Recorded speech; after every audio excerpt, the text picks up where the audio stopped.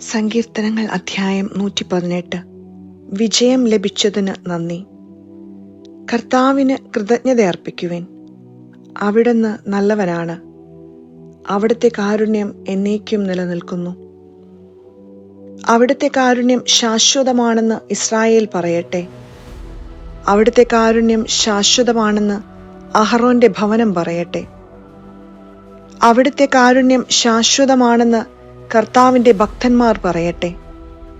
ദുരിതങ്ങളിൽ അകപ്പെട്ടപ്പോൾ ഞാൻ കർത്താവിനെ വിളിച്ചപേക്ഷിച്ചു. എന്റെ പ്രാർത്ഥന കേട്ട് അവിടുന്ന് എന്നെ മോചിപ്പിച്ചു. കർത്താവ് എന്റെ പക്ഷത്തുണ്ട്, ഞാൻ ഭയപ്പെടുകയില്ല. മനുഷ്യന് എന്നോട് എന്തു ചെയ്യാൻ കഴിയും? എന്നെ സഹായിക്കാൻ കർത്താവ് എന്റെ പക്ഷത്തുണ്ട്. ഞാൻ എന്റെ ശത്രുക്കളുടെ പതനം കാണും. മനുഷ്യനിൽ ആശ്രയിക്കുന്നതിനേക്കാൾ കർത്താവിൽ അഭയം തേടുന്നത് നല്ലത്.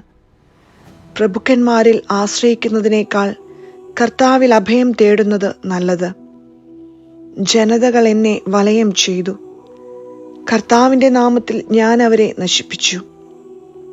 അവരെന്നെ വലയം ചെയ്തു. എല്ലാ വശത്തും നിന്ന് അവരെന്നെ വളഞ്ഞു.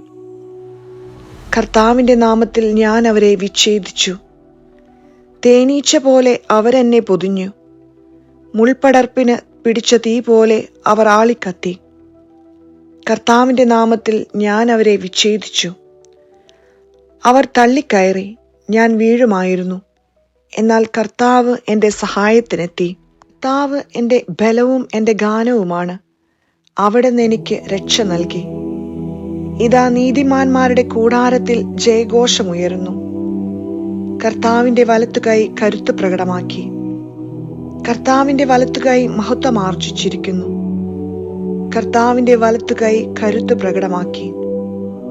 ഞാൻ മരിക്കുകയില്ല, ജീവിക്കും. ഞാൻ കർത്താവിന്റെ പ്രവൃത്തികൾ പ്രഘോഷിക്കും. കർത്താവ് എന്നെ കഠിനമായി ശിക്ഷിച്ചു. എന്നാൽ അവിടുന്ന് എന്നെ മരണത്തിനേൽപ്പിച്ചില്ല. നീതിയുടെ കവാടങ്ങൾ എനിക്കായി തുറന്നു തരിക.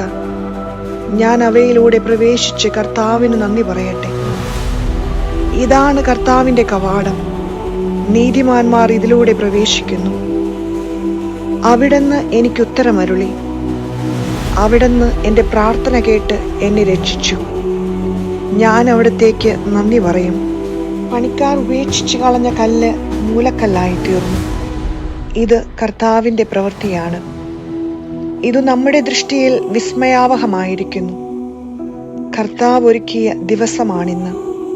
ഇന്ന് സന്തോഷിച്ചുല്ലസിക്കാം. കർത്താവെ, ഞങ്ങൾ അങ്ങയോട് അപേക്ഷിക്കുന്നു, ഞങ്ങളെ രക്ഷിക്കണമേ.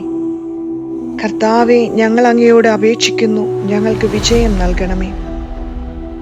കർത്താവിന്റെ നാമത്തിൽ വരുന്നവൻ അനുഗ്രഹീതൻ. ഞങ്ങൾ കർത്താവിന്റെ ആലയത്തിൽ നിന്ന് നിങ്ങളെ ആശീർവദിക്കും. കർത്താവാണ് ദൈവം.